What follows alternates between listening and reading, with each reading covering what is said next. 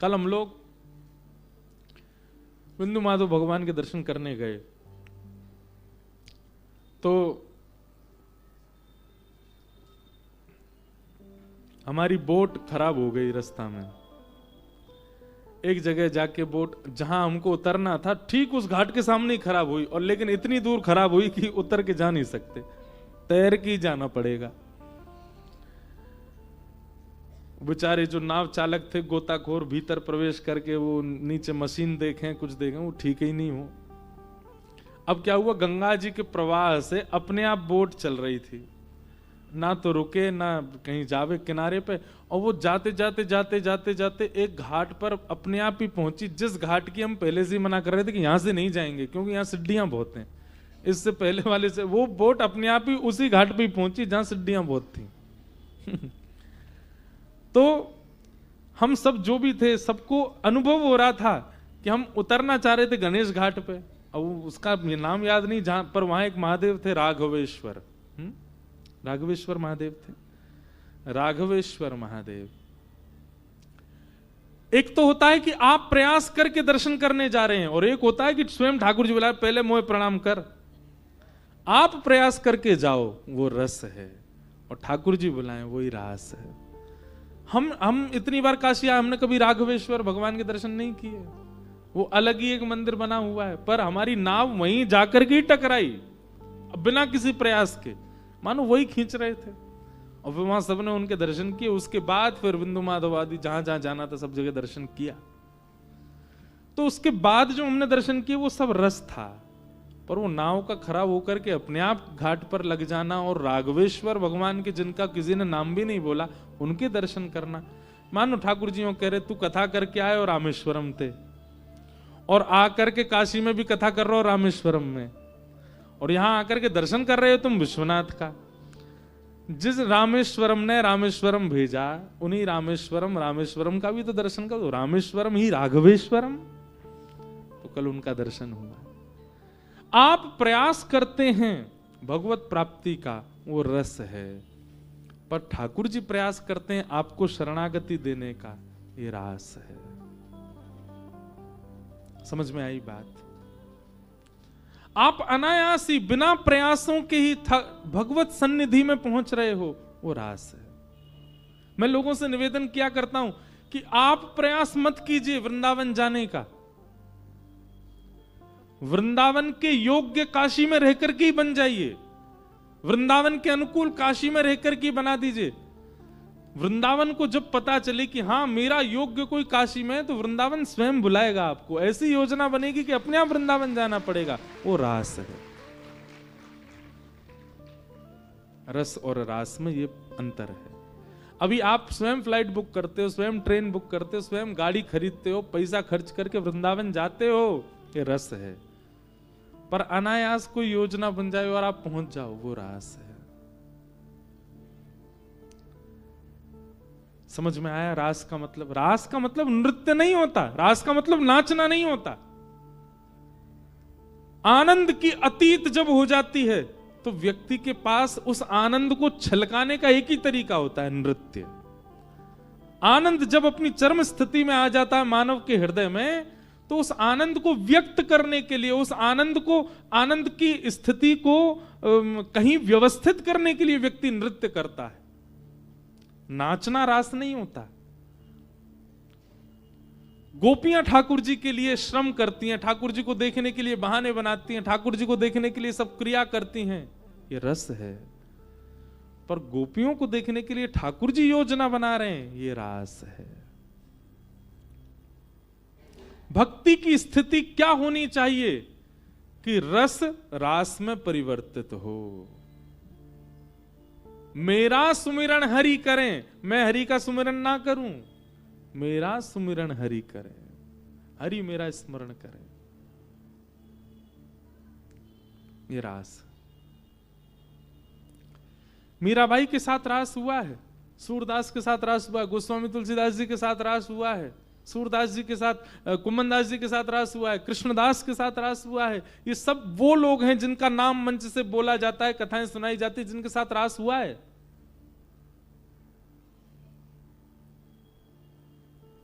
आज भी ठाकुर जी रास करते हैं कितने स्थानों पर। श्री जगन्नाथ महाप्रभु हर वर्ष अपने नंदी घोष रथ पर विराजमान होकर के कहां जाते हैं? गुंडीचा। श्री मंदिर से गुंडीचा जाते हैं।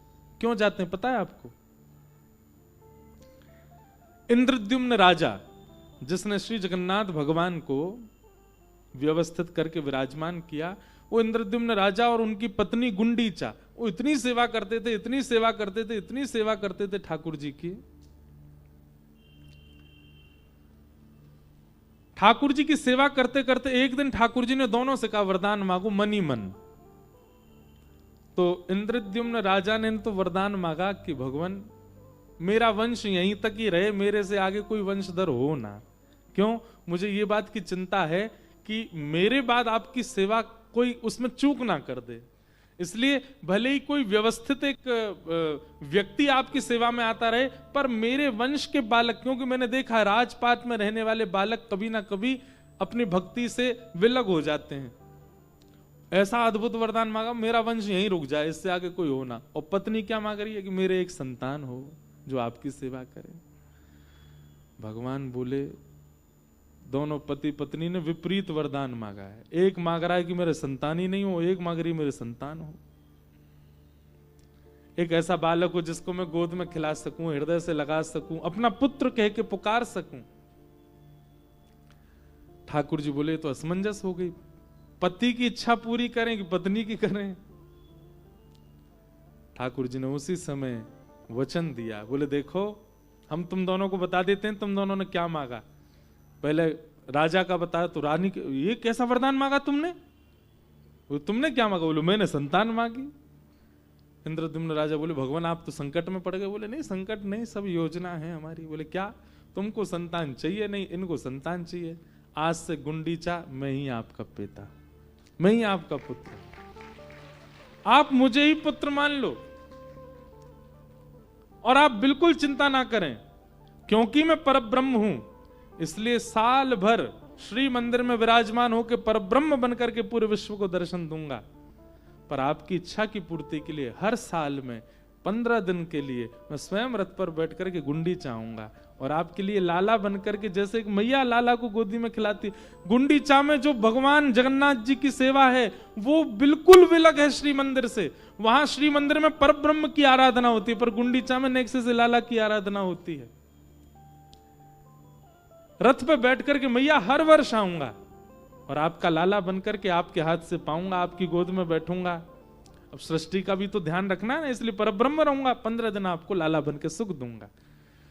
ठाकुर जी का जो रथ पर बैठ करके गुंडीचा जाना है ये रास है, क्योंकि ठाकुर जी प्रयास कर रहे हैं। हम आप सब लोग रस का अनुभव तो कर चुके हैं, पर अब रास का अनुभव करें। और रास से पहले कहीं भगवत धाम मत चले जाना भैया।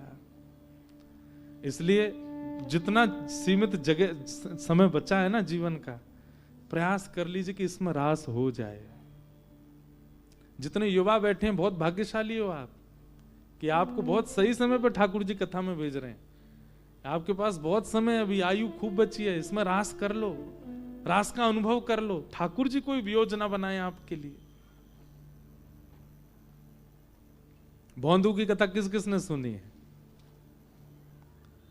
देखो कितने सारे लोगों ने। जिन्होंने नहीं सुनी वो सुनो। वृंदावन में एक महापुरुष विराजते थे। उनकी गौशाला में गैया की सेवा करता था एक व्यक्ति। इतना सीधा था, इतना सरल था, इतना सहज था, उसको सब भोंदू बोलते थे। क्या बोलते? भोंदू। उसका नाम कुछ और था पर उसको सब बोलते भोंदू ही थे। एक बात हम कथा में कहते हैं, ज्ञानी भगवत प्राप्ति में पीछे रह जाएंगे, योगी भगवत प्राप्ति में पीछे रह जाएंगे, समाधिस्थ रहने वाले भगवत प्राप्ति में पीछे रह जाएंगे। तो फिर भगवत प्राप्ति में सबसे आगे कौन चलेगा? भोंदू। जो बहुत सीधा है, बहुत सरल है, बहुत सहज है, जिसको कुछ पता ही नहीं है। हम लोग चतुर बनना चाहते हैं, हमारे अंदर चतुराई अतीत में होती है। चतुर बनेंगे ना तो संसार के प्रिय रहोगे, और सरल बनोगे तो ठाकुर जी के प्रिय रहोगे। इसलिए सहज बनने का थोड़ी अंदर ना सहजता रखा करो। जरूरी नहीं है हर चीज आपको आनी चाहिए, कहीं कहीं अपूर्णता भी अच्छी है। हर चीज में योग्य रहना संसार को प्रिय बना सकता है, संसार के लिए आपको प्रिय बना सकता है, पर हर चीज में थोड़ा थोड़ा अयोग्य रहना, इसमें ठाकुर जी की प्रियता होती है।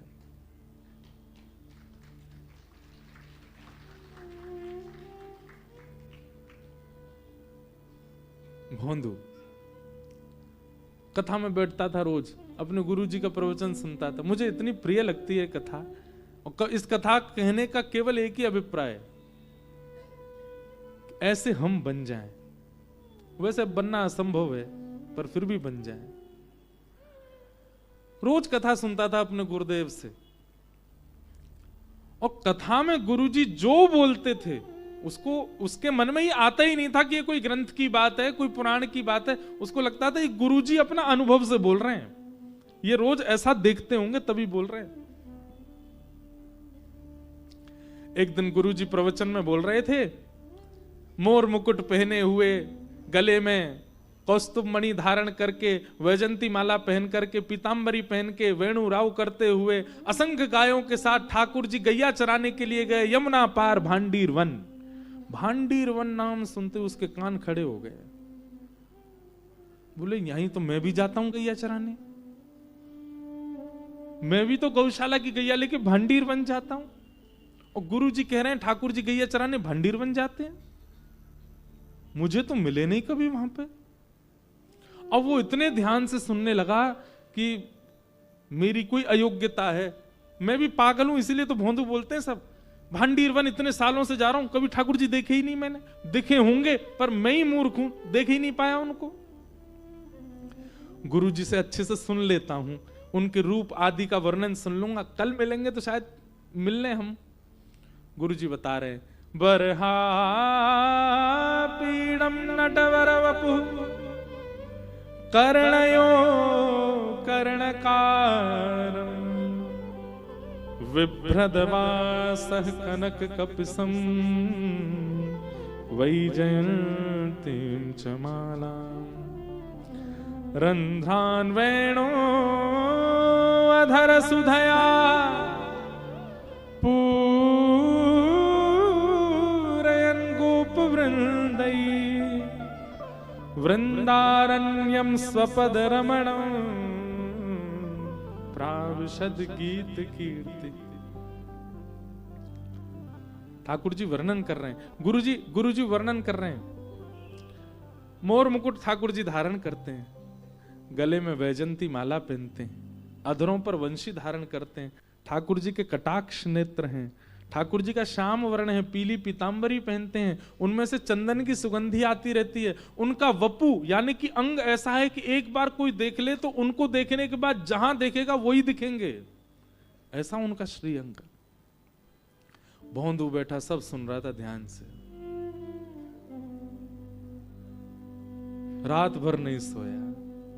अरे भोंदू पागल, इतने दिन से जा रहा है भांडीर वन, तेन भगवान देखे ही नहीं, कल देखेंगे। दूसरे दिन गायों की सेवा करके और सब गायों को खोल करके भांडीर वन गया। और दिन तो जाके वृक्ष के नीचे लेट जाता था, लेकिन आज लेटा नहीं, गैया चर रही हैं और भांडीर वन के प्रत्येक कुंज में, प्रत्येक कलियों में, प्रत्येक सघन भाव में जाकर के ढूंढ रहा है ठाकुर जी कहां है।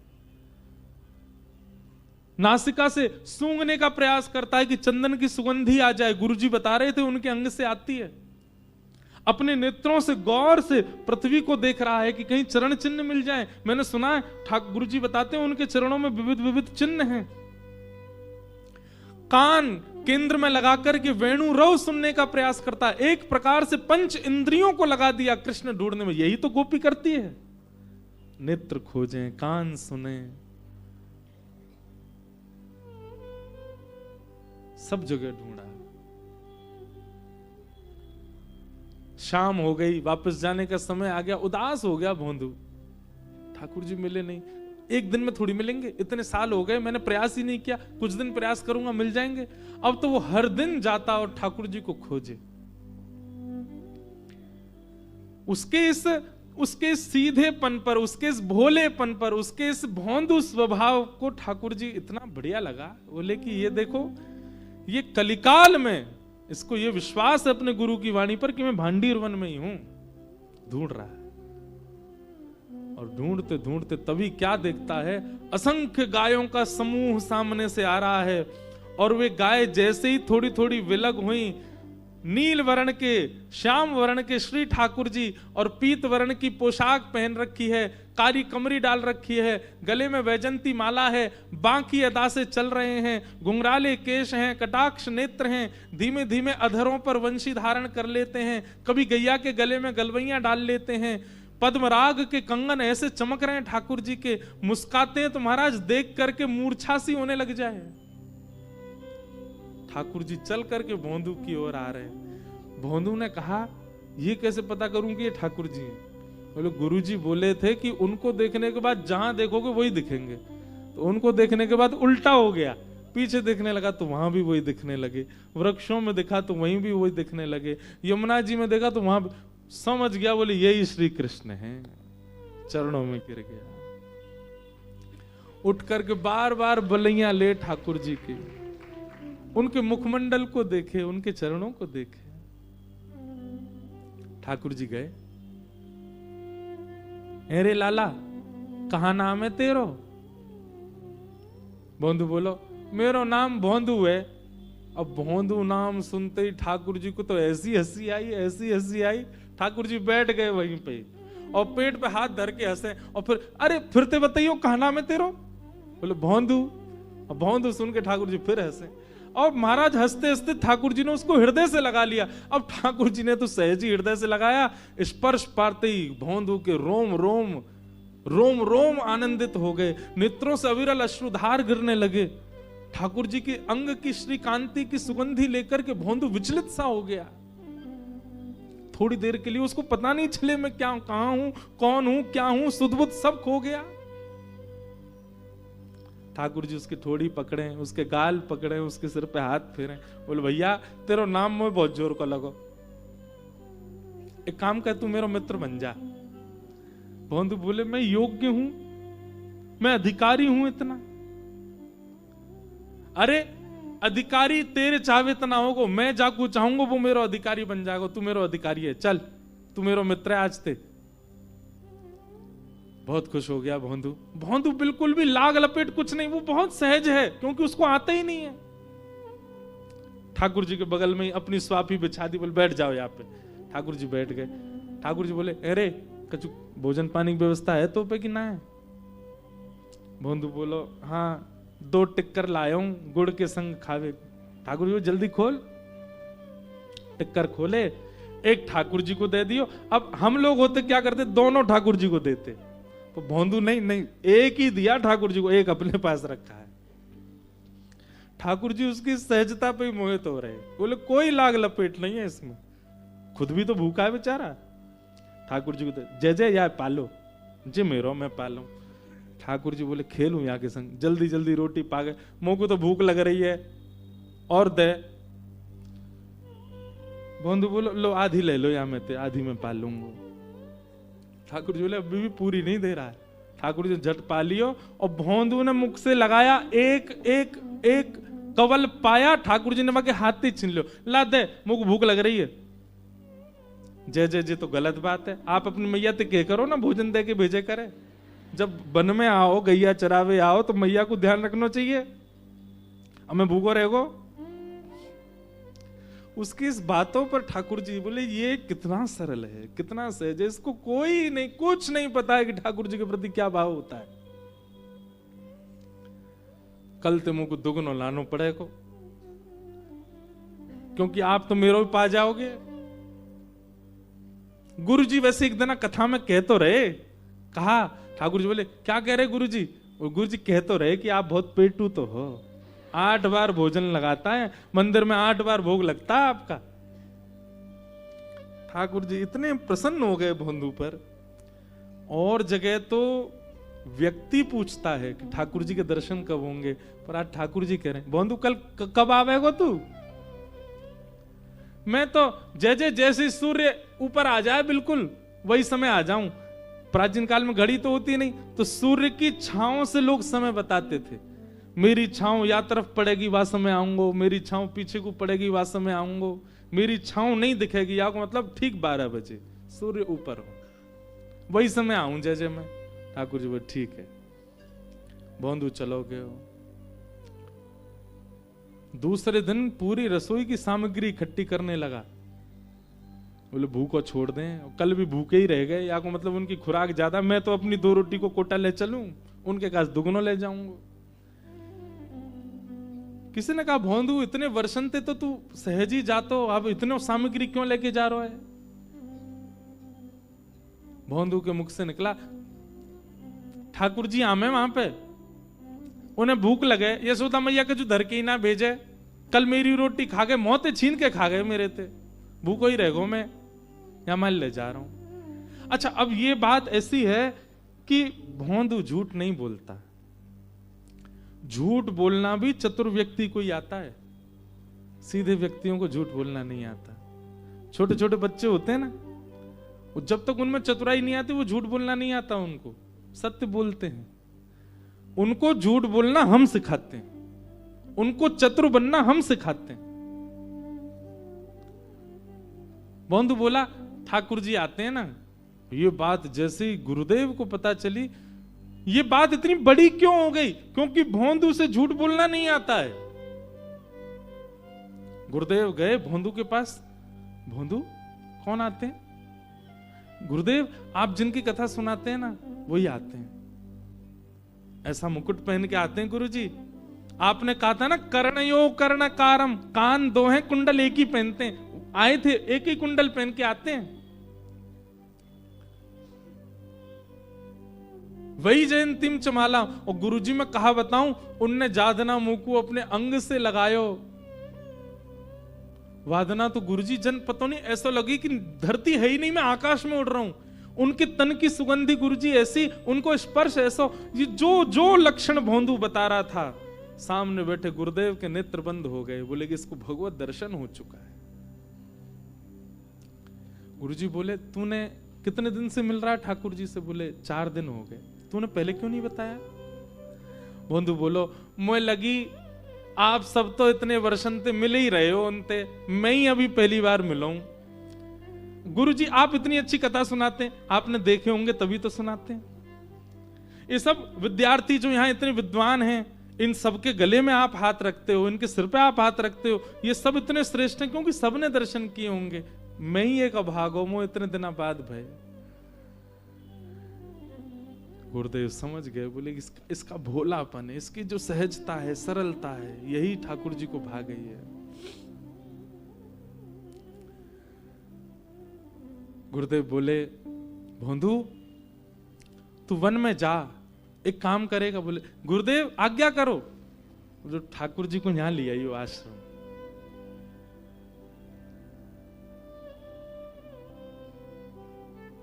भोंदू तो इतना आनंदित हो गया कि अपने संपूर्ण जीवन काल में पहली बार गुरुदेव ने मुझे कोई आज्ञा करी है, और ये भी अगर मैं पूरी नहीं कर पाया तो धिक्कार है मेरे जीवन को।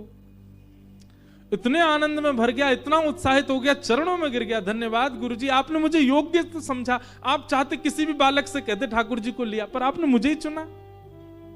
मैं लाऊंगा, मैं जरूर लेके आऊंगा ठाकुर जी को। निकल पड़ा। आज भोंदू का उद्देश्य कुछ और नहीं है, ठाकुर जी को ले जाना है। जैसे ही पहुंचा, ठाकुर जी प्रतीक्षा कर रहे थे। भोंदू गयो, जाति बैठ गयो, ठाकुर जी ने हृदय से लगायो। भोंदू आज तो बहुत ही अच्छा दिन है, आज तो बहुत ही श्रेष्ठ दिन है, आज तो वो भयो जो आज तक नहीं भयो।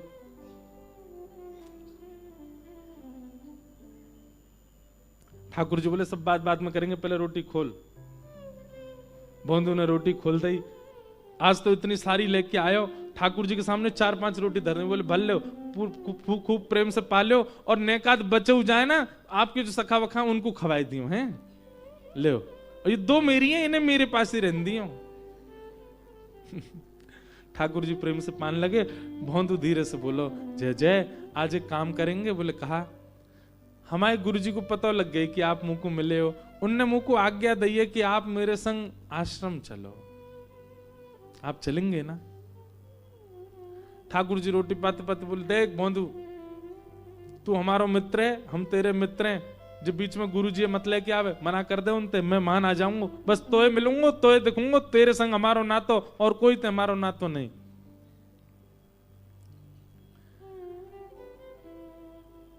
भोंदू बोला, ऐसे मत करो, आप मुकु गुरुदेव की कृपाती मिले हो, उनने नहीं बताया हो तो आपके बारे में कैसे मिलते आप मुकु? जिन गुरुजी ने आपसे मिलवाए हो उनसे मिलवे के काजे ऐसे मना मत करो। जय जय। ठाकुर जी बोले, देख तू जो कहेगो सब मंजूर है, पर गुरुदेव के पास हम नहीं जाएंगे। भोंदू बोलो, नहीं जाओगे? ठाकुर जी नहीं जाएंगे। अंतिम बार पूछ रहा हूं, नहीं जाओगे? ठाकुर जी बोले, नहीं जाएंगे। तो सामने जो 2-3 रोटी बची, भोंदू ने वो उठा ली। जो गुरु जी के यहाँ की न मत खाओ, हमारे गुरु जी तो इतना ही बैर है आपको, इनको मत खाओ। ठाकुर जी बोले, तो जे कौन सी बात है भैया, उन्हें खान दे ना। ना, जो गुरु जी घर की है ना, कब खाओगे? और सबरी धर के महाराज पोटली बांधने लगो। ठाकुर जी के हाथ में आधी रोटी बची थी, तो ठाकुर जी को हाथ पकड़ बोले, ये दे दो, ये गुरु जी को ही है। ठाकुर जी बोले, ऐसे कौन करे? बोले, अब रोटी तब मिलेगी, यो बताओ गुरु जी के पास चलोगे कि नहीं? ठाकुर जी बोले, तू चाहे जितनी जिद कर ले, गुरु जी के पास तो नहीं जाऊंगा। भोंदू बोलो, जीवन में पहली बार गुरुदेव ने मुझे आज्ञा दी और आप मना कर रहे हो? ठीक है जय जय, आज से एक बात और सुनो, जो मित्रता 4 दिन पहले आपने बनाई, मैं वह तोड़ रहा हूं आज।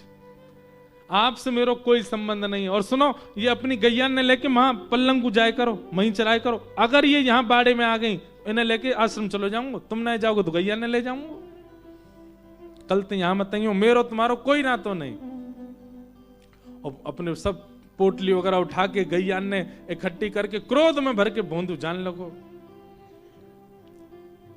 भोंदू जैसे जैसे ठाकुर जी से दूर जा रहा है, ठाकुर जी को मानो जैसे कोई त्रिलोकी ले जा रहा हो। ए भोंदू, अरे नेक बात तो सुन जा। तो भोंदू रुक जाता है, बोले एक ही बात सुनूंगो कि आप गुरु घर चलोगे, या के अलावा कोई और बात करनी हो तो मैं मत रोकियो। और भोंदू बढ़ता जा रहा है। ज्यों ज्यों भोंदू दूर जा रहा है, ठाकुर जी के नेत्रों से आंसू गिरते जा रहे हैं। भोंदू की याद आ रही है।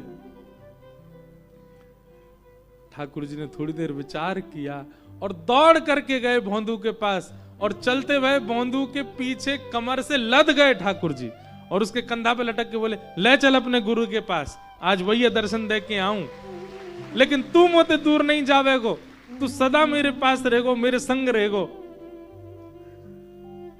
भोंदू तो खुश है। ठाकुर जी ऐसे पीछे अपनी कमर पर लटका लिए और दोनों पांव ऐसे भोंदू ने अपने हाथ में धर लिए और ठाकुर जी को लेके जा। ठाकुर जी ऐसे लटक करके जा रहे भोंदू के कंधा पे। जैसे ही वृंदावन पहुंचे, आज गुरुजी प्रतीक्षा में तो थे, क्या होगा। जैसी गैया आई, गुरुजी दौड़ करके बाहर जाके देखने लगे, उन गायों के समूह के बीच में ऐसा दृश्य देखा ही नहीं है। क्या? भोंदू अपने कंधा पे लटका करके श्री ठाकुर जी को लेकर के आ रहा है। अद्भुत कांति श्री ठाकुर जी की प्रकट हो रही है, और ठाकुर जी कभी उसके गले से लग रहे हैं, कभी उसके गाल का स्पर्श कर रहे हैं, कभी उसके सिर पे हाथ धर रहे हैं, उसके गले से लटके हुए इतना प्रेम करते हुए श्री ठाकुर जी आ रहे हैं। ये दृश्य देख करके गुरुदेव वहीं मूर्छित हो गए। दौड़ करके भोंदू ने जल का छिड़काव किया, और गुरुदेव जैसे ही होश में आए, भोंदू तो गुरुदेव को गोद में लेके खड़ा था, और सामने त्रिभंग ललित श्याम सुंदर खड़े। ठाकुर जी को देख करके गुरु ने आज ठाकुर को नहीं, भोंदू को वंदन किया। घर त्याग दिया, वेद वेदांत सिद्धांतों का अध्ययन किया, इतना ज्ञानी बना, पर कभी भगवत साक्षात्कार नहीं हुआ। धन्य है भोंदू।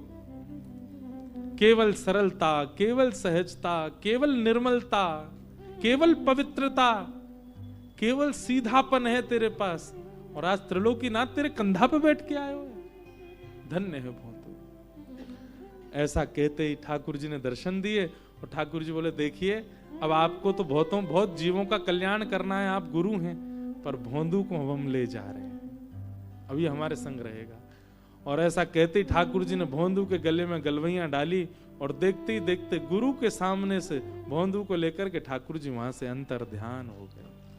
भक्त वत्सल भगवान की। ये क्या है? रास। ये रस नहीं है, ये रास है। हम सब रस का अनुभव करते हैं और उसी में ही आनंदित हो रहे हैं, पर नहीं, हमारी स्थिति क्या चाहिए? हमारे संग रास हो। रास। गोपियों के साथ रास हुआ है। यहां एक बात स्पष्ट हो जाती है कि इस नृत्य में गोपियों का जितना मन है उससे कई गुना ज्यादा ठाकुर जी का मन है। और जहां ठाकुर जी की इच्छा आ जाती है वहां पर प्रश्न चिन्ह नहीं आता। फिर कई लोग गोपियों पर प्रश्न उठा देते हैं। अरे श्रीमद् भागवत में स्पष्ट श्री सुखदेव जी महाराज कहते हैं कि मुतादोक्षज प्रिया, ये अदोक्षज भगवान की प्रिया हैं, ये उनकी प्रियसी हैं। ठाकुर जी चाहते हैं इनके साथ रास करना, आप प्रश्न कैसे कर रहे हो? ठाकुर जी जो चाहें वो होगा। भगवान पिता रात्रि शरदोत्फुल्ल मल्लिका विक्षरंतुम मनश्चक्रे योग मायाम उपाश्रित। मनश्चक्रे, गोपियों ने मन नहीं बनाया ठाकुर जी के संग रास का, ठाकुर जी ने मन बनाया गोपियों को योग्य जान करके। और रास मतलब नृत्य नहीं है, नहीं है, नहीं है। रास का मतलब प्रायोरिटी। प्रायोरिटी को रास कहते हैं।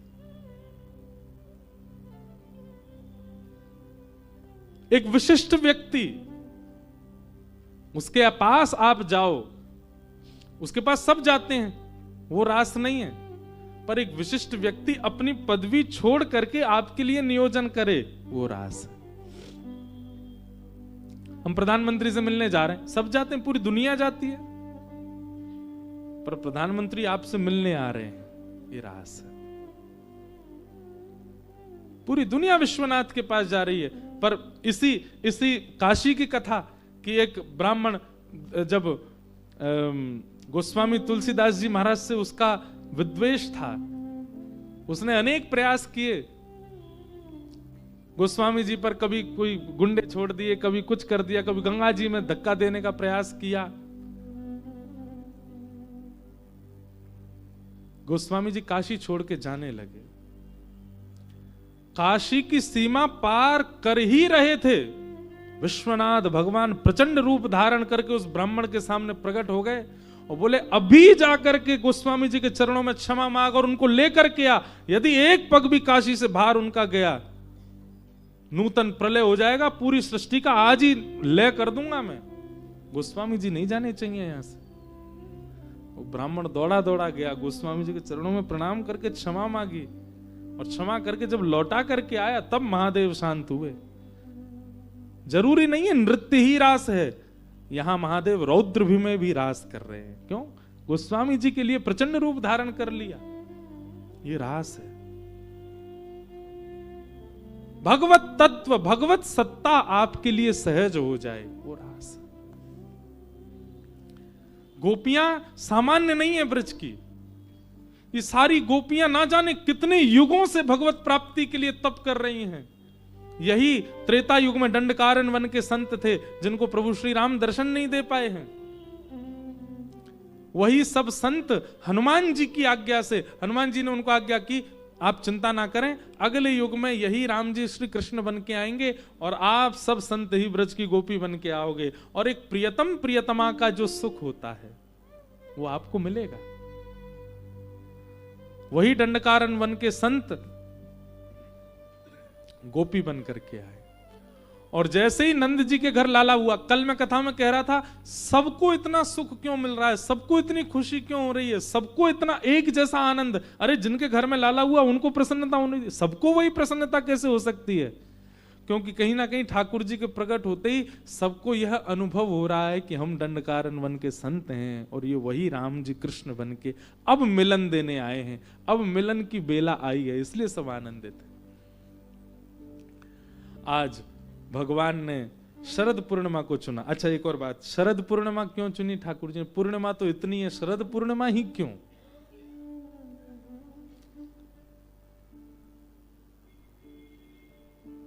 पुष्प वाटिका में प्रथम बार जब सिया जी से राम जी मिले थे, उस दिन भी शरद पूर्णिमा थी। उस दिन भी शरद पूर्णिमा। शरद पूर्णिमा के कितने दिन बाद रामनवमी आती है? कार्तिक में आती शरद पूर्णिमा, और रामनवमी बस कार्तिक पूरा होते ही फिर रामनवमी का समय, उस दिन रामनवमी नहीं, विवाह पंचमी, बिहार पंचमी, ठाकुर जी का ब्याह हुआ।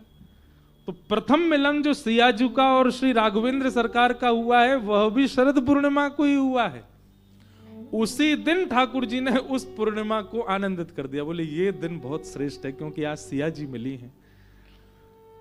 इस चंद्रमा को, इस पूर्णिमा को हम आनंदित द्वापर में भी करेंगे और हर कलयुग में भी करेंगे। इसलिए ठाकुर जी ने द्वापर में गोपियों से मिलने का जो समय, अच्छा ये गोपियां, इनमें से कई गोपियां वह भी हैं जो सियाजू के साथ में पुष्प वाटिका में आई थी। अब मेरे को चौपाइयां तो याद नहीं, पर गोस्वामी जी की चौपाइयों में वर्णन आता है कि राम जी को सीता जी से पहले कई सखियों ने देखा, वो सखियां ही देख करके आनंदित हो गई थी। लेकिन तब तो मर्यादा पुरुषोत्तम है, तब तो एक ही के हो सकते हैं, सबके तो हो नहीं सकते। इसलिए जब सिया स्वयंवर हुआ तो जितनी भी सखियां थी किशोरी जी की, वे सब बोली देखे तो हमने पहले थे, पर ये हो सिया जी के गए। तो सीता जी भी बोले अभी मर्यादा पुरुषोत्तम है, एक ही के रहेंगे, पर यही जब लीला पुरुषोत्तम द्वापर में बन के आएंगे, तुम सब ब्रज की ब्रजांगना गोपी बन करके आओगी। और जो सुख यहां केवल एक को मिला है, वो सुख सबको मिलेगा। तो अनेक गोपियां जो द्वापर में आई हैं, कोई संत हैं, कोई सिया जी की सहेलियां हैं, कोई ये अपने बानर सेना के कई बानर हैं जो ठाकुर जी के प्रति प्रियतम भाव रखते थे, वो सब गोपी बन करके आए हैं ब्रजमंडल में। झरा भंडारा किया ठाकुर जी ने, सबको लुटा दिया खुद को ब्रज की लीला में।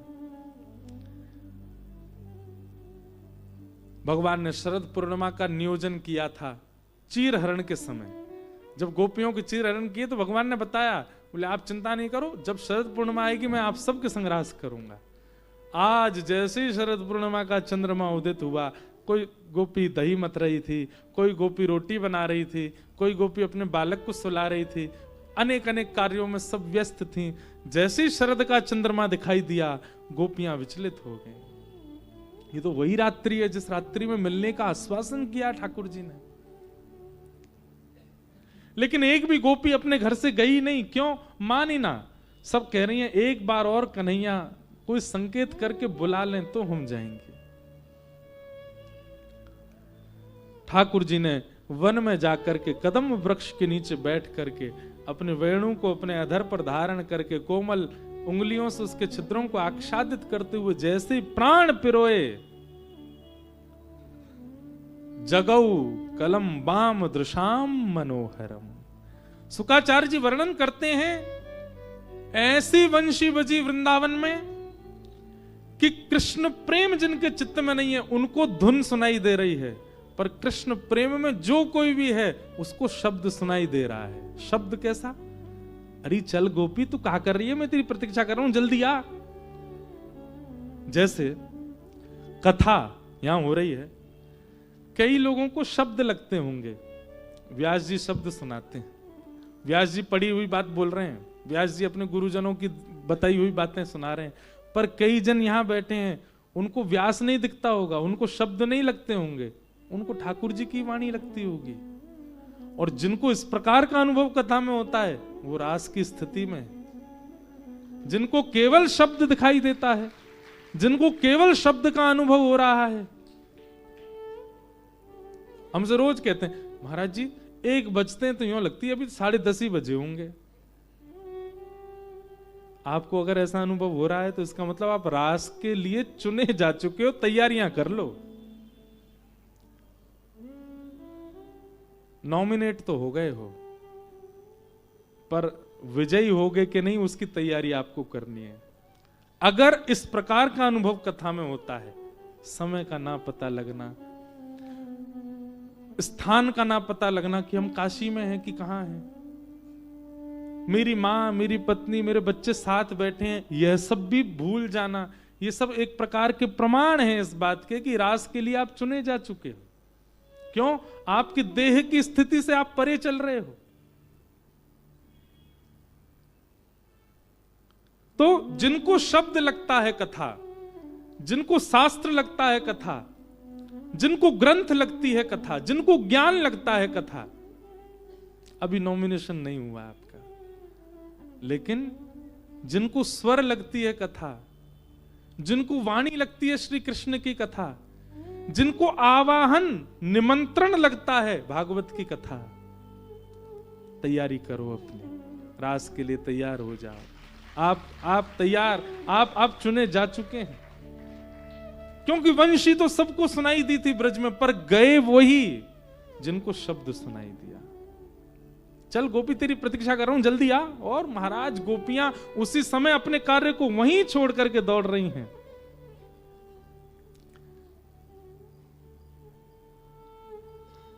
गोपियां पहुंच गई, अनेक गोपियां सामने खड़ी हैं। अच्छा, गोपियों की स्थिति यहां कैसी है कह दूं तो कोई अतिशयोक्ति नहीं, अन्यथा मत लेना। महादेव की बारात और रास में आई हुई गोपियों में कोई भेद नहीं लग रहा था। कैसे? गोपियां इतनी जल्दी में भागी हैं कि आंख वाली चीज होठ में लगा के भाग गई हैं, होठ वाली आंख में लगा के भाग गई हैं। किसी ने केवल एक ही चोटी बनाई है, दूसरी बाल खुले ही भागे हैं। वस्त्र अस्त व्यस्त हो गए। शुकाचार्य जी वर्णन कर रहे हैं एक एक चीज का। दो बातें सिद्ध होती हैं, एक तो प्रेमी के बुलावे में संभलने की भी स्थिति नहीं बन पाती, और दूसरी बात गोपियां जानती हैं कि श्री कृष्ण को रूप से कोई फर्क नहीं पड़ता, श्रृंगार से कोई फर्क नहीं पड़ता। अगर फर्क पड़ता तो पूतना को अभी तक रखा हुआ होता, इतनी सुंदरी बन के आई थी वो, तो उसको तो मार दिया। इसलिए गोपियां इस बात को जानती हैं कि रूप, स्वरूप, प्रभाव, श्री कृष्ण को इनसे कोई अभिप्राय नहीं है। इसलिए जिस स्थिति में थी उसी में ही भागी है। अंजलोचने, बहुत सुंदर वर्णन है भागवत में गोपियों के रूप का। मतलब सामान्य व्यक्ति देखे तो यूं कहेगा राम राम राम, कैसी बावड़ी, पागलों की फौज खड़ी है। पर गोपियां सब इसी रूप में थी ठाकुर जी। हमारे ब्रज के लोगों को देखो, यहां ब्रज रज लगा लेंगे, यहां लगा लेंगे, यहां लगा लेंगे, हवा से बन जाएंगे, हवा से बने बने घूमते हैं ब्रज में। क्यों? और दो बात, पहली बात ठाकुर जी रूप नहीं देखते, और दूसरी बात अगर देखेंगे भी तो हंस जाएंगे। अपने प्रिय को प्रसन्न करने के लिए पूरे मुख पे ब्रजरज लगाए घूमते हैं सब ब्रजवासी, ब्रज के रसिक जन। गोपियां सब पहुंच गई। ठाकुर जी थोड़ी देर वेणुरव करते करते करते, जैसे ही ठाकुर जी ने वेणुरव रोका, नेत्र खोल करके सामने देखा, असंख्य गोपियां। ठाकुर जी कहते हैं स्वागतम वो महाभाग प्रियम किम करवाणि व ब्रजस्यानामयम कश्चित् ब्रूता गमन कारणम। आइए आइए आइए आइए, स्वागत स्वागत स्वागत, सब लोगों का स्वागत है। इतनी रात को आप सब लोग आई, इस बात का तो स्वागत है, पर आई क्यों हैं? ब्रूता गमन कारणम, आपके आने का कारण क्या है? ये तो वही बात हो गई, निमंत्रण दिया, उसके बाद फोन किया, और जब हम पहुंच गए तो पूछ रहे आप क्यों आए? ठाकुर जी ने निमंत्रण दिया, वंशी बजा करके पुनः निमंत्रित किया, और जब सब गोपियां पहुंच गई तो कह रही ब्रूतागमन कारण, आप सबके आने का कारण क्या है? और ठाकुर जी ने यहां पर पतिव्रता नारी के धर्म क्या होते हैं वह बता करके गोपियों को अपने ऊपर लज्जा हो ऐसी बात करने लगे। ठाकुर जी, तुम सब अपने पतियों को छोड़ के आई हो, अपने बच्चों को छोड़े आई हो। अच्छा, रास में आई हुई गोपियों की आयु कितनी थी? 6 वर्ष से लेकर के 120 वर्ष तक की गोपियां हैं। इसका मतलब क्या है? एक काम लीला नहीं है, इसमें काम का प्रवेश भी नहीं है। मतलब यशोदा मैया के संग की गोपियां, जो ठाकुर जी जिनके लिए पौत्रवत हैं, वो भी ठाकुर जी के संग रास करने आई हैं। कई गोपी तो ऐसी, उनको 2 गोपी पकड़ के लाई हैं, चल नहीं पा रही हैं, वो भी रास में आई हैं। और कई गोपी वो हैं जो अबोध बालिका के समान है, वो भी रास में आई हैं। इसका मतलब क्या है? ये काम विजयी लीला है। काम लीला होती तो आयु से पता चल जाता कि ये उचित नहीं है। और छोड़ो, रास बिहारी ठाकुर जी कितने साल के हैं? 7.5 वर्ष। कितने वर्ष के? 7.5 वर्ष के बालक को बुलाना एक बार मंच पर, देखना उसको, उसके संग में गोपियां रास बिहार कर रही हैं। इसको आप आज के सिनेमा में भी दिखाओगे ना तो भी व्यक्ति के नेत्रों में काम नहीं आ सकता। एक 7 वर्ष का बालक, 7.5 वर्ष का बालक, ये जीवात्मा परमात्मा के भक्ति मिलन की लीला है रास, इसमें काम नहीं है। और सब गोपियां ठाकुर जी को प्रियतम रूप में देख रही हैं। ठाकुर जी ने अनेक वार्ताएं की, गोपियों ने अपने प्रेम, बहुत विस्तृत है रास पंचाध्यायी पर प्रवचन, तो विशेष होना चाहिए। सब बात बताई भगवान ने। भगवान बोले अरे मैं तो तुम्हारी परीक्षा कर रहा था, चलो अब रास बिहार करते हैं। और सब गोपियों के साथ ठाकुर जी नृत्य करने लगे। एक कृष्ण लाखों गोपियां। अब गोपियों को प्रति हमारे पास आए तो ठाकुर जी जिस गोपी के पास जाएं उस गोपी के सामने इतने न्योछावर हो जाते हैं कि मानो उसी गोपी के लिए आए हैं। गोपी की गोद में बैठ जाएं, कभी गोपी का पसीना पहुंच दें, कभी गोपी को हृदय से लगावें, गोपी के मुंह प्यास लगी, ठाकुर जी अपनी अंजलि में पानी भर के पिलावें। लेकिन इन सब की करनी से हुआ क्या? गोपियों को मान हो गया, हम बहुत सुंदर हैं, हम बहुत योग्य हैं। तभी देखो परमात्मा देखो कैसे हमारे संग रास कर रहे हैं। ठाकुर जी बोले बिना गुरु कृपा के मेरी सन्निधि में आने से ये होगा क्या? मान, अभिमान।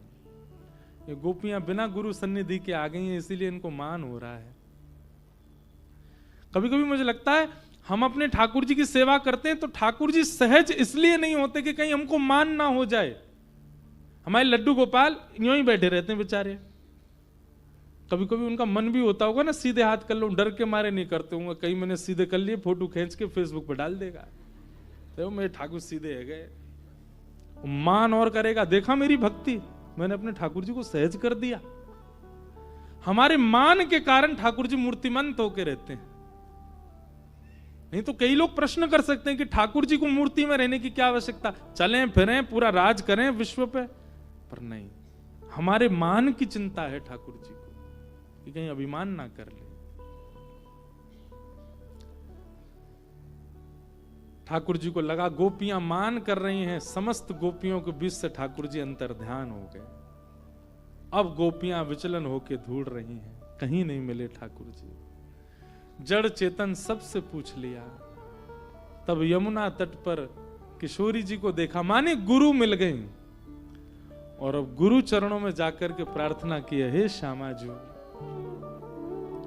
हे सुन राधिका दुलारी, सुन राधिका दुलारी, तेरे द्वार का भिखारी, तेरे द्वार का भिखारी, तेरे श्याम का पुजारी, पीड़ा है हमारी, हमें श्याम ना मिला, हमें श्याम ना मिला, हमें श्याम ना मिला, हमें श्याम ना मिला, हमें श्याम ना मिला, हमें श्याम ना मिला,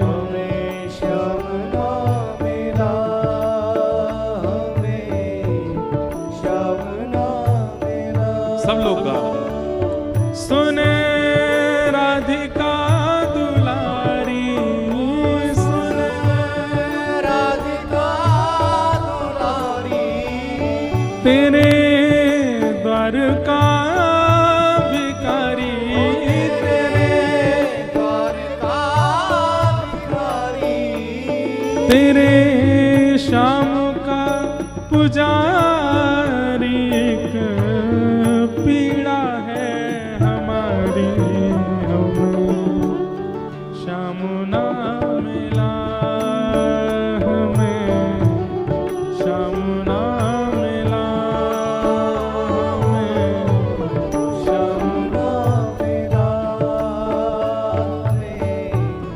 श्याम ना मिला। हम सोचते थे कान्हा कहीं गुलशन में होगा, सोचते थे कान्हा कहीं गुलशन में होगा। हम सोचते थे कान्हा कहीं गुलशन में होगा, सोचते थे कान्हा कहीं गुलशन में होगा। ओ अभी तो मिलन का हमने सुख नहीं भोगा, अभी तो मिलन का हमने सुख नहीं होगा। सुन के प्रेम की परिभाषा, सुन के प्रेम की परिभाषा मन में बंधी थी जो आशा, मन में बंधी थी जो आशा, आशा हुई रे निराशा झूठी, दे गया दिलाशा, हमें श्याम ना मिला, हमें श्याम ना मिला। हमें श्याम ना मिला, हमें श्याम ना मिला, हमें श्याम ना मिला, हमें श्याम ना मिला। हमें श्याम ना मिला, हमें श्याम ना मिला, हमें श्याम ना मिला, हमें श्याम ना मिला। ओ हमें श्याम ना मिला, हमें श्याम ना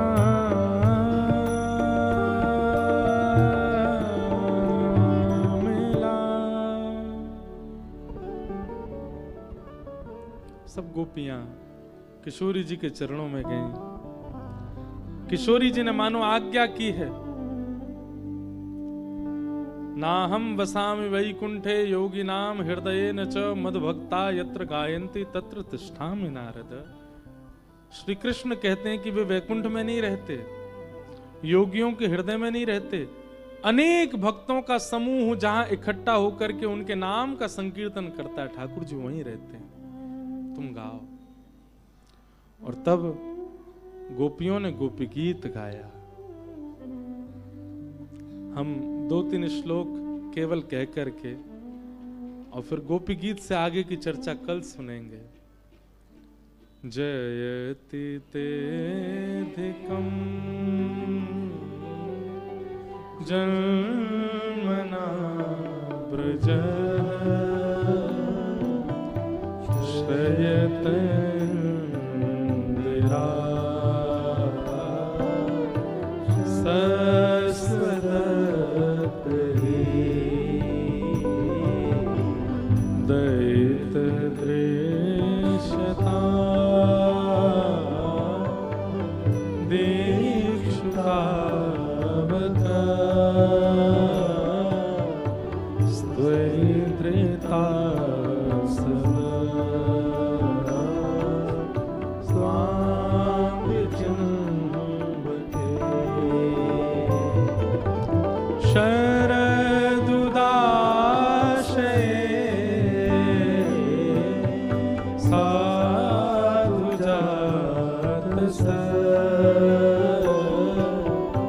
सरसी जो दरा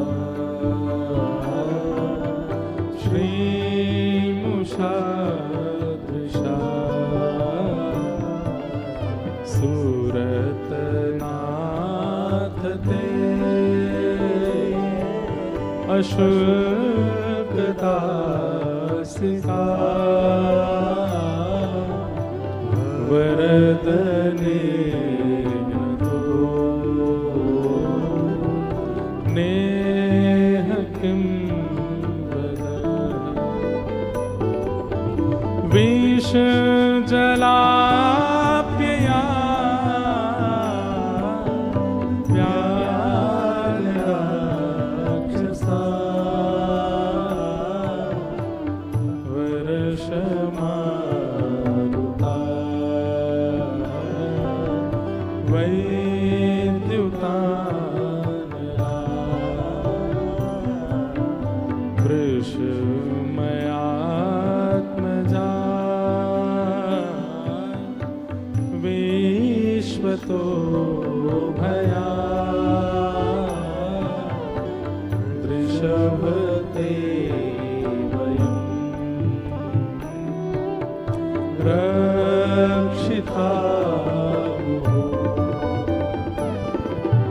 न खलु गोपिका नंदनो भवा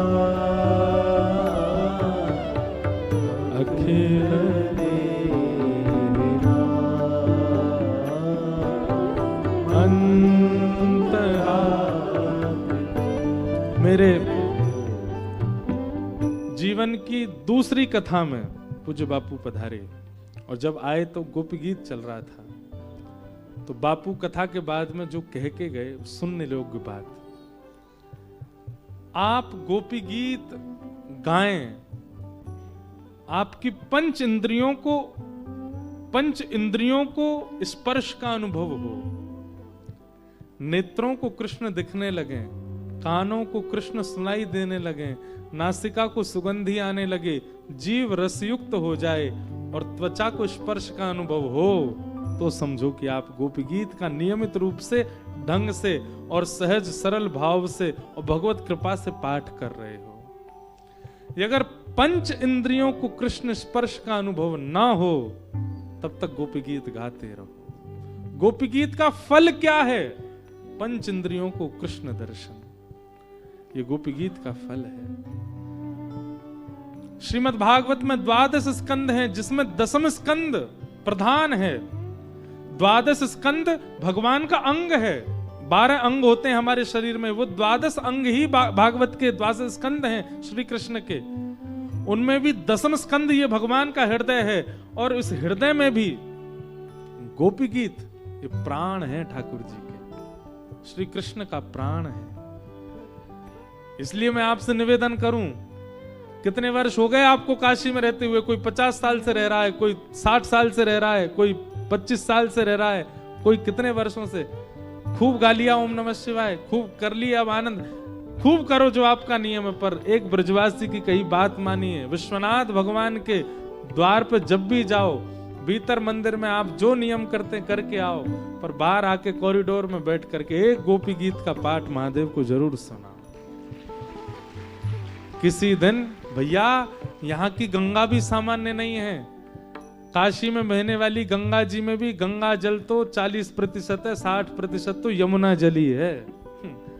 गंगा यमुना संगम होकर के यहाँ आती हैं, और यमुना तट पर ही श्री कृष्ण विहार करते हैं। तो काशी के तट पर केवल महादेव नहीं है, कृष्ण विहार भी करते हैं। इसीलिए इसका नाम आनंद वन है, इसीलिए ये आनंद वन है। और आनंद वहीं रह सकता है जब नंद जी को लाला होगो।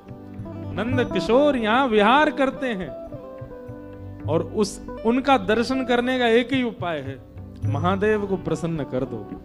महादेव प्रसन्न करके निश्चित दर्शन कराएंगे। इसलिए हमारी कथा की दक्षिणा हमको दीजिए, और कल के बाद जब भी आप जाते हैं, हम ये भी नहीं कहेंगे रोज जाओ, जब भी आप जाते हो तो ये निश्चित करके आना कि आप महादेव के सामने गोपी गीत गा के आओगे। और यदि आप गंगा तट रोज जाते हैं, विश्वनाथ रोज नहीं जा पाते, तो गंगा जी के तट पर गा करके आओ। विष्णु पदी और विष्णु अंगी दोनों एक साथ बह रही हैं काशी में। यमुना जी कौन है?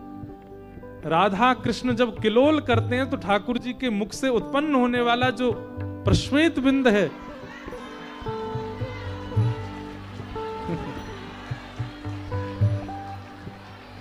वाह,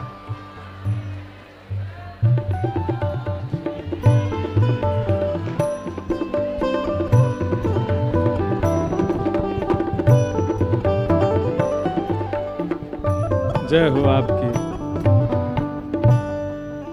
युगल ही आए।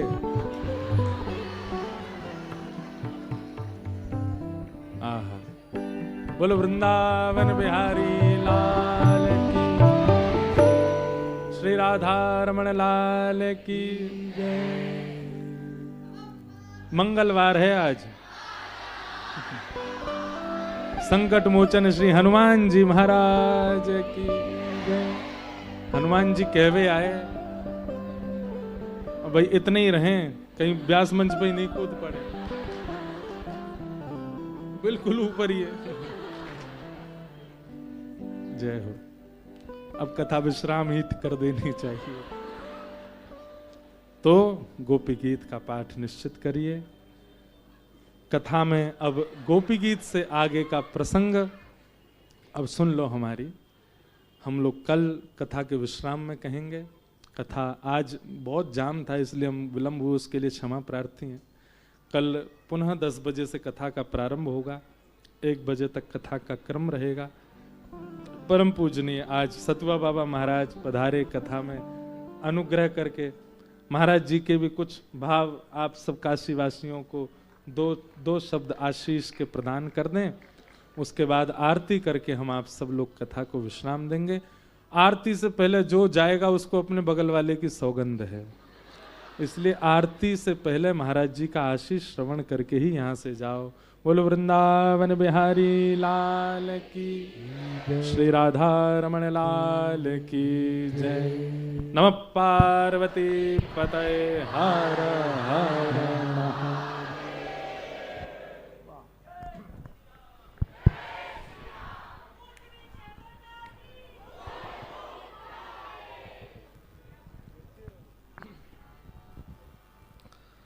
गुरुर्ब्रह्मा गुरुर्विष्णु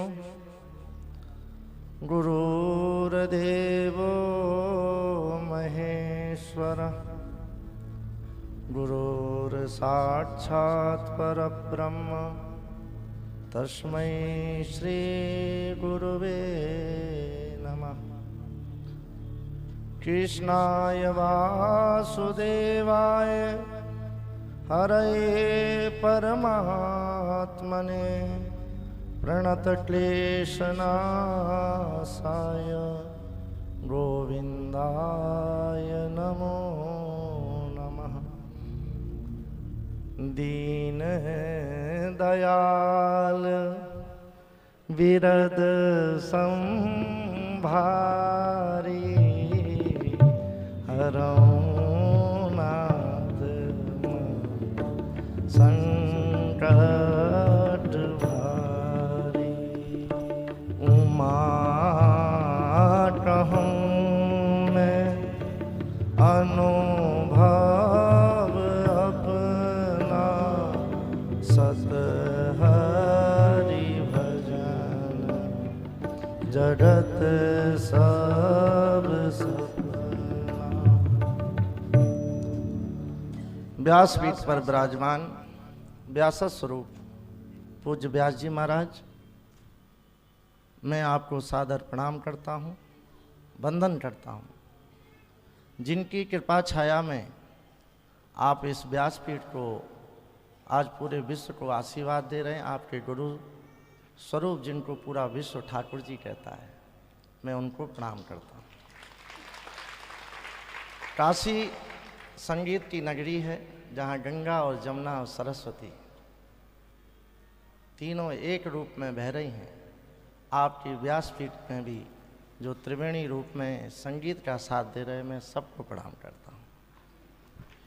जो भागवत कथा आपके मुखारबंद से हो रही है और हमारे भूदेवता ब्राह्मण देवता जिनका पाठ कर रहे हैं, मैं उनको प्रणाम करता हूँ।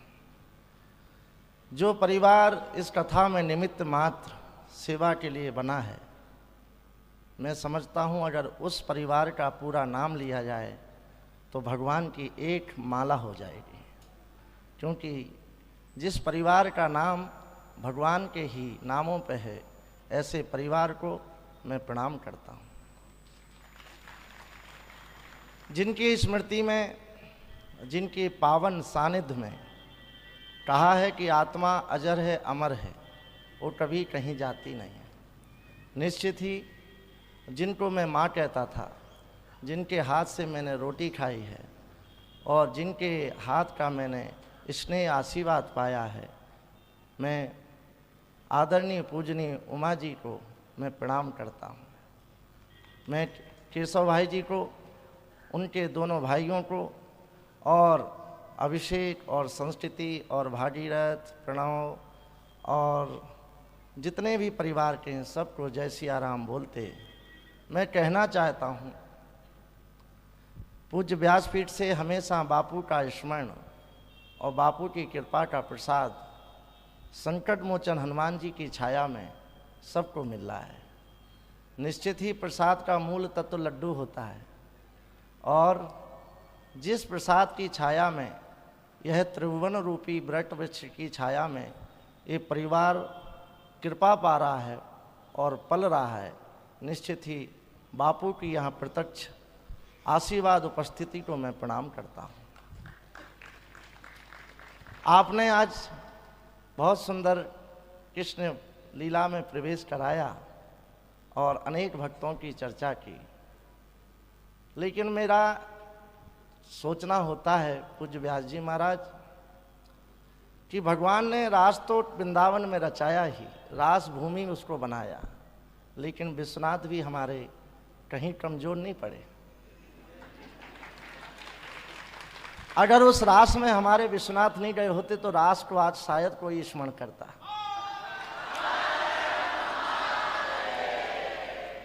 किसी भी लीला में एक अदृश्य रूप होना चाहिए, जैसे अभी हनुमान जी आए, वो एक स्मरण बनता है और उस लीला को अगर जन जन तक पहुंचाना था तो मेरे विश्वनाथ की परम आवश्यकता थी कृष्ण को।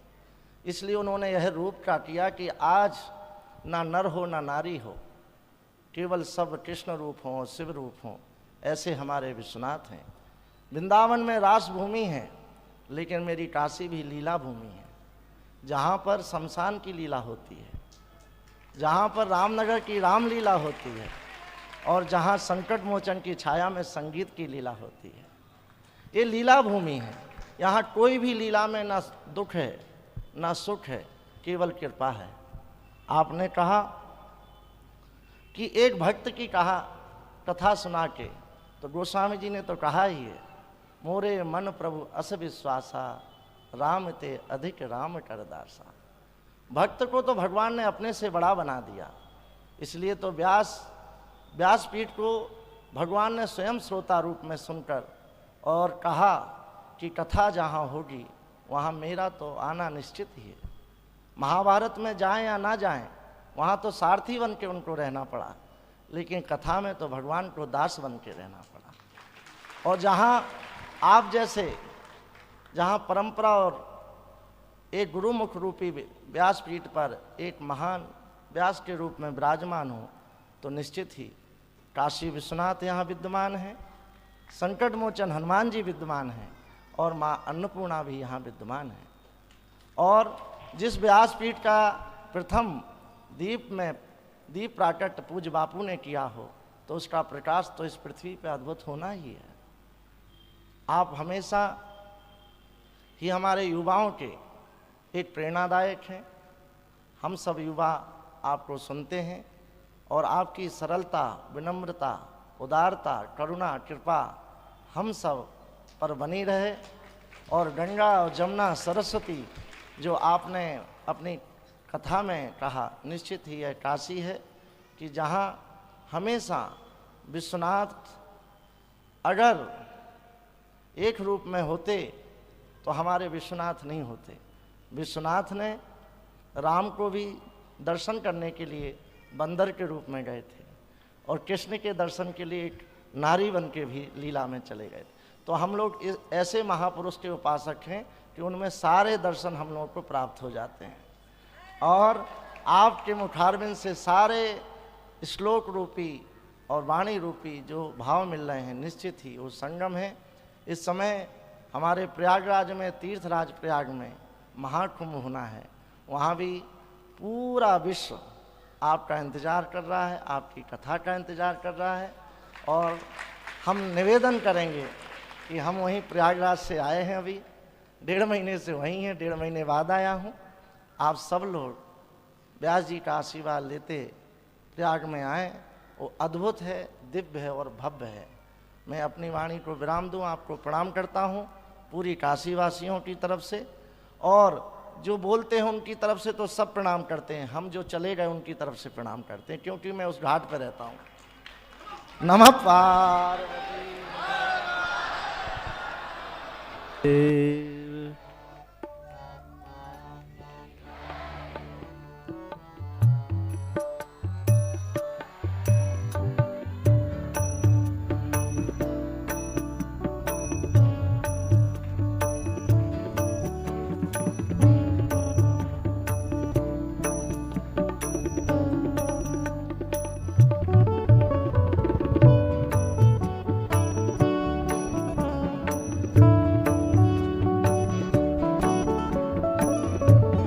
आरतीयते पावन पुराण के, आरतीयते पावन पुराण के, धर्म भक्ति विज्ञान खान के, धर्म भक्ति विज्ञान खान के, महापुराण भागवत निर्मल सुख मुख विगलित नेगा कल्पन परमानंद